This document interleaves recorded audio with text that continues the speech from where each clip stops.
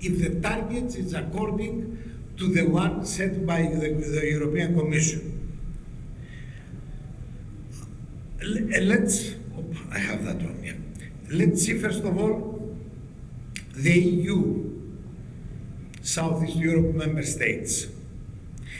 This is the one here, where is that? We missed it. Okay, the left column, the PEC, is what is the primary energy consumption in 2020 in million tons of equivalent for each member state, and what is the final one. And underneath is the 20 EU member states, including UK.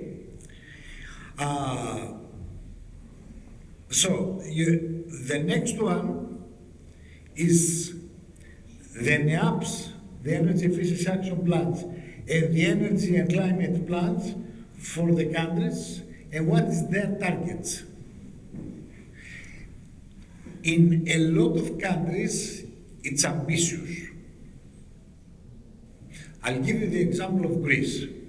Greece has happened to prepare the first national energy and environmental plan, the climate plan, the government before 2019, and after the elections, the new government created another plan that was more ambitious than the previous one. So you understand that if you see those numbers and you compare it to the previous table that I show you, you can see that they have to work quite hard in order to achieve. And how the Energy Efficiency Directive did that? By introducing for buildings, which is the major energy consumer, public buildings. So actually, the state, the locomotive train for energy efficiency is becoming the state, which is actually one of the good actions and clever actions that the European Commission took regarding energy efficiency. Incentives. You cannot promote energy efficiency without incentives. So you can see there is a variety of incentives. Like, for example, I'll take the case of Israel, a non-EU country, that they say qualified energy efficiency project via tender. So, and we'll give you incentive. So, do it, follow the tender, and if it is approved, you're going to get money. We've seen many cases, even in Greece and in other countries, that they are getting the incentives and the final quality of the final, let's say, energy efficiency project is not the one that was assumed in the beginning. I have to tell you that in the area, critical role they are playing the international financial institutions. Call it UNDP, call it World Bank, call it banks, EBRD, and so on. And in Europe, in EU member states, crucial role has the cohesion funds. That funds that the Commission, the European Community, the European Union is preparing for the states, member states, to reach the average level of the whole Union. There are a lot of states, Bulgaria, Romania, Greece, Slovenia, Croatia, they are getting, and even Cyprus, they are getting cohesion incentives from cohesion funds. Now, energy efficiency in building sector is acting as the locomotive there, as I said, to push forward other sectors as transportation and small and medium enterprises in industry, energy efficiency in industry. A lot of people, they are saying that the industrialists, they are doing energy efficiency because they are earning money from that. This is half the truth. My opinion and my experience for quite a lot of audits in industry, they show that they don't care. That's the results that I obtained from quite a lot of audits that I performed. And that's something that we have to change the mentality. And that's very important.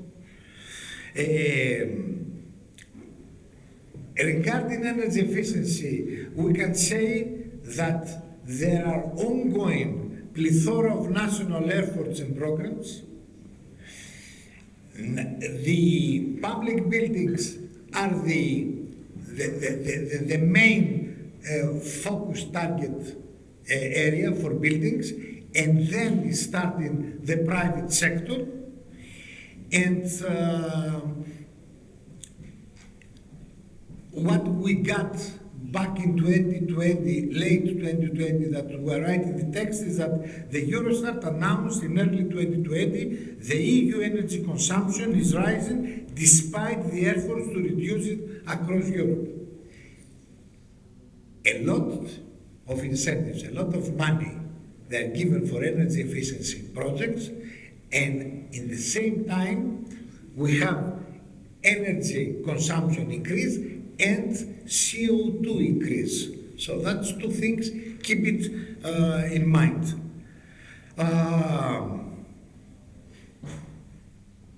So in Serbia, that national energy climate plan is underway.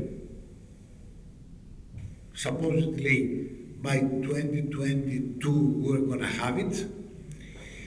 And let's see a few words about cogeneration. Cogeneration of heat and power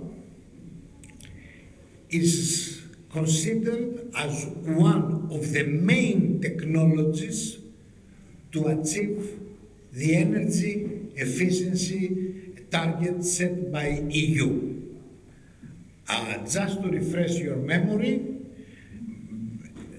2007, the Europeans announced the 2020 plan, and 20% is energy efficiency compared to 1990.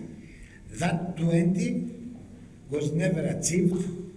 It was 18 point something, close to 19%. And the new target is 32.5% compared to 1990. Ambitious targets, and you know, one unexpected, I'll put a question mark, event like the invasion in Ukraine turned everything upside down. Nevertheless, cogeneration, district heating and district cooling, and smart cities, smart buildings, smart cities are the three main issues referring to EED directive for energy efficiency. So that's why cogeneration is playing an important role. As you can see in the table, I'm not going to refer it, but just telling you, nowadays in the whole European Union, 11% of the electricity used is from cogeneration units. It was 10 a couple of years ago, and now it's 11. It's low.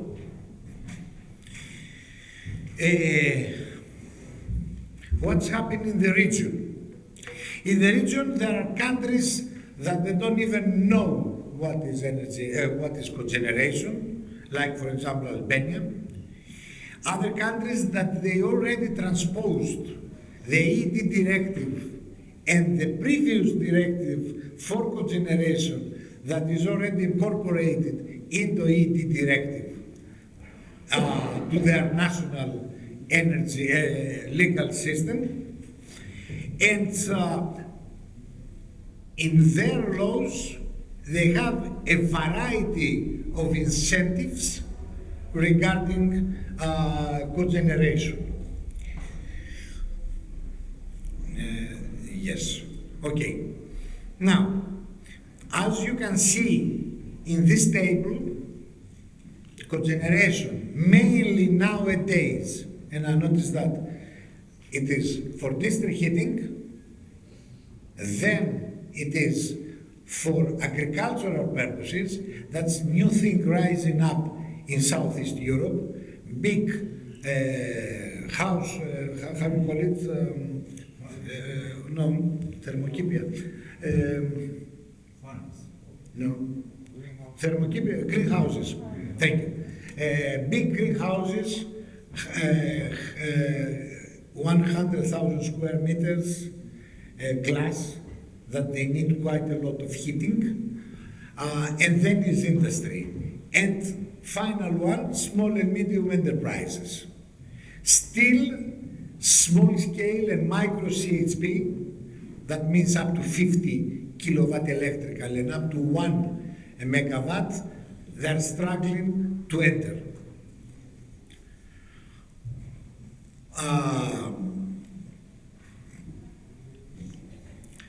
Now, there is support schemes in all countries. For example, it is just to refer Cyprus. Cyprus has small and micro CHPs and say, okay, because that go to net billing, which is a quite good idea following the photovoltaics. Now, summing up, the total installed CHP capacity in Southeast Europe corresponds to 5.2 of the total installed capacity of 27 of EU 27. The share of CHP in gross electricity generation ranges from 8.2 to 11.2 in each country, which is lagging behind the average of EU 27. So it's a new area. We have the experience, that's the important in the area. At least the countries that they came from the previous state, how you call it now, in order to be politically correct, the state economies, they knew about cogeneration. But the technologies, they changed. But still, the theory and the equations and everything in order to promote CHP, they know it. The only thing is to find the money and to find the financial, let's say, incentives to do it. And let's move to renewables.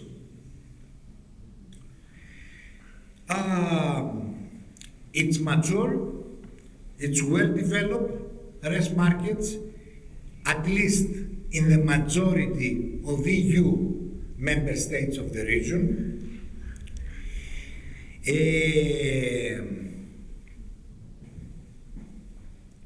We have a sharp falling cost of renewable energy installations and of course the feed-in tariffs. What is happening in Balkans, in West Balkan, we have 6 countries lagging significantly behind the rest of Europe in the modernization of their energy sector. Albania, North Macedonia, and Serbia have not yet reached their 2020 renewable energy targets. Need to invest considerably in order to move from the coal-fired to renewable energy production. Solar projects, mainly photovoltaics, they are playing a crucial role, but also hydro. Case of Turkey. Turkey has tripled its installed renewable capacity, and they invest heavily on this. Turkey ranks 6th in Europe and 13th in the world in terms of renewable capacity. Hydro is about 29 gigawatts, and please, photovoltaic 14 gigawatts, but also it has a growing market in geothermal energy. Something, for example, that is quite difficult to promote it in Greece for the last 40 years. Why? Because the initial installation back in 80s, in early 80s, failed, and the people, they're reluctant to accept it. Not because the technology is bad, they didn't implement it correctly. In Israel, the renewable energy accounted for a minor share of electricity production. There are a total of 1.6 million solar water heaters. That's by law. It was by law, and now it became in the mentality of the people to have a solar collector for hot water. And in 2020, in Israel, 70% of electricity came from natural gas, 10% from renewables, almost PV, representing 6% of the gross final energy consumption.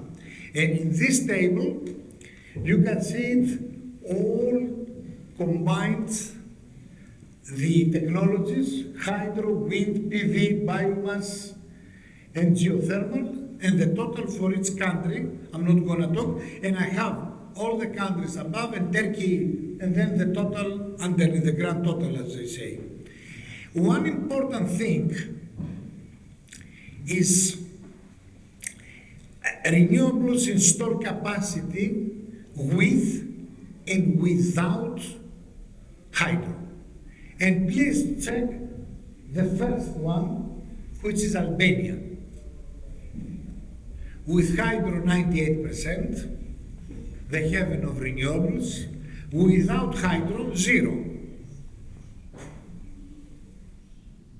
Greece is 50-35, and Serbia 46%. I know, and you know probably, the big, discussion within the academic and the technical society regarding if big hydro is renewable or not. I'm not going to involve that, but nevertheless, you can see the difference between with and without hydro. Now, what about renewables in power generation? Something that is becoming quite important nowadays. The most important change for the region is the sharply falling share of coal and lignite-based generation. Compared to 17, it is forecasted less than half of the production of these fuels will remain in the system by 2030. Okay. And RES have increased their regional share in power generation to 34% in 2019. What about RES in heating and cooling? And that is something quite important. The main source of RES for heating and cooling derives from biomass, shallow geothermal, and solar thermal applications. I'll stay to say that huge amounts of renewable heating and cooling can be supplied by solar thermal, geothermal, and biomass to satisfy the entire heat and cooling needs. Progress. Many buildings in Southeast Europe have the potential to be independent or less dependent on fossil fuel by using photovoltaics and passive solar heating and so on. You can see it on these graphs. The installed RES capacity and power generation. Few words about wind energy. Europe has a vast potential for the future utilization of wind energy. It's quite important. Wind plays quite a big role for power generation in Greece, Turkey, Bulgaria and Romania. But nevertheless, that there are quite a lot of gigawatt installed, there is a very big discussion, at least in Greece, regarding wind energy. Quite a lot of issues where to install it. There are people that they are shouting that they don't want wind energy in the islands, and this is why, because as a state, as Greece state, we do not have a clear, I'm saying, a very clear plan where to give the permission to install wind energy. And also, the jurisdictional system is so slow that they can take 5, 6, 7 years for a final decision. And that means that an investor is not going to wait 5 years, he's going to go to the next country to finish it. They call it the administrative barriers. And there are plenty in the region. Similar cases we find in Bulgaria, similar cases we find in other areas in the region. Okay, regarding solar energy, the installed solar PV capacity shows 23 increase. There is PV, the solar PV market has excellent growth. Still here, we do have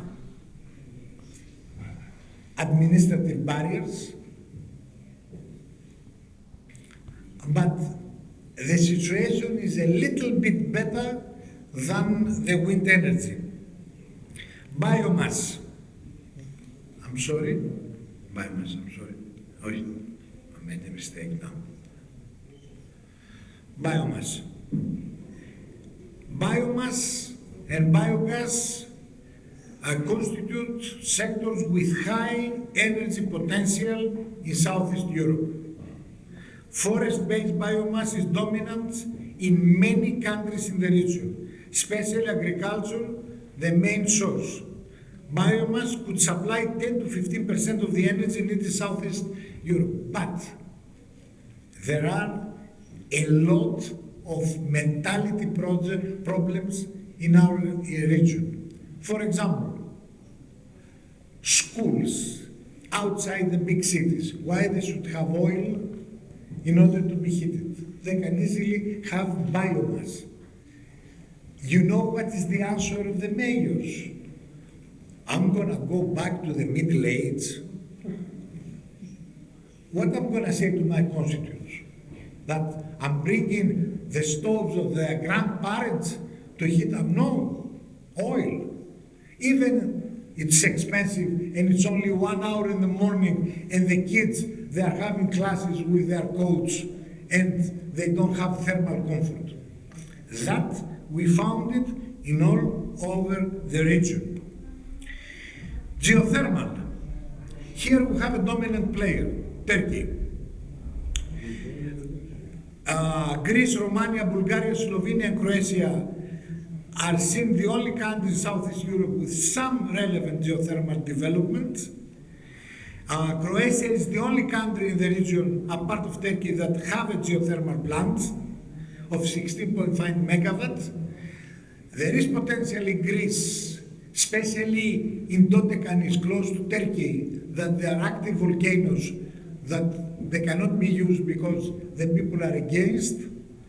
And there is, what we noticed during the study is that there are quite a lot of new houses, apartments or private houses, that they are using low enthalpy, or how you call it, low enthalpy geothermal heat pumps for heating, cooling, and hot water. That something is rising. Now, Renewable energy investment remains fragile in Southeast Europe countries. One problem that we notice is that the banking system is not so consistent in supporting projects in renewable energy and energy efficiency. There are bankers that they do not understand. Say, what? Amortization period, 7 years, 8 years? No. They don't understand that those projects, they're not something that you're gonna get your money back in 1 or 2 years. That's something that we found it. Mr. Stamboli showed you that. I put in a red circle RES and energy efficiency, which is about almost 200 million EU. I was asked, 200,000 million. Yeah, okay, yeah, so thank you. I was asked about that money, money. I told them, look, that's something that we found it 2021. Now, we don't know. I don't think anybody knows what's going to happen tomorrow or next week or next month. To be sure what's going to happen. All expectations. Conclusions. The potential EU climate neutrality target 2050 is ambitious, especially in Southeast region. I don't know even if it is now under consideration in Brussels.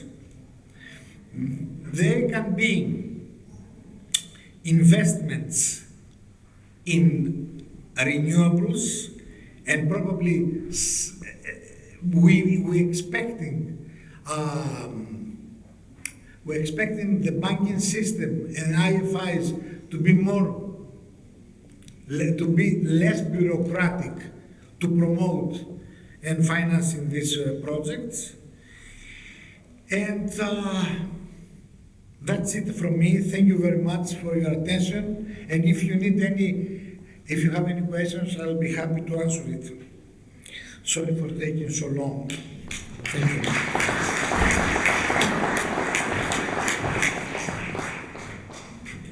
Kao što vidite, progurali smo 2 sata sve u jednom aktu, ovo je duže nego one ozbiljne pozorišne predstave, ali vidim da ste sveži i da niste posustali. Da li ćemo sada napraviti neki minut da dozvolimo neku diskusiju ili ćemo odmah da idemo na 3. set, pošto ovo liči kao Đokovićeva 2 seta, a 3. set je malo drugačiji, nego ja prosto dajem šansu bilo kome iz sale da podigne ruku i može u 1-2 minuta nešto da izjavi ili da pita, kad smo već ovde. Izvolite, mikrofon postoji kod režisera Caneta, ako baš hoćete javno da se predstavite. Izvolite.